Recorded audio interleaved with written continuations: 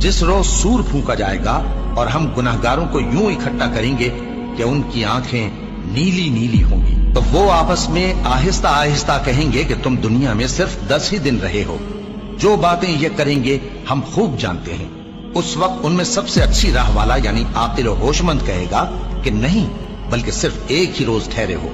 और ए नबी सल्लल्लाहु अलैहि वसल्लम, लोग तुमसे पहाड़ों के बारे में दरियाफ्त करते हैं, कह दो कि मेरा रब उनको राख बनाकर बखेर देगा, फिर जमीन को हमवार मैदान कर छोड़ेगा जिसमें तुम कोई नशेबो फराज न देखोगे।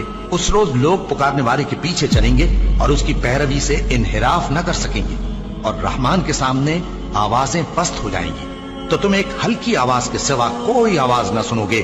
उस रोज किसी की सिफारिश कुछ फायदा न देगी मगर उस शख्स की जिसे रहमान इजाजत दे और उसकी बात को पसंद फरमाए। जो कुछ उनके आगे है और जो कुछ उनके पीछे है वो उसको जानते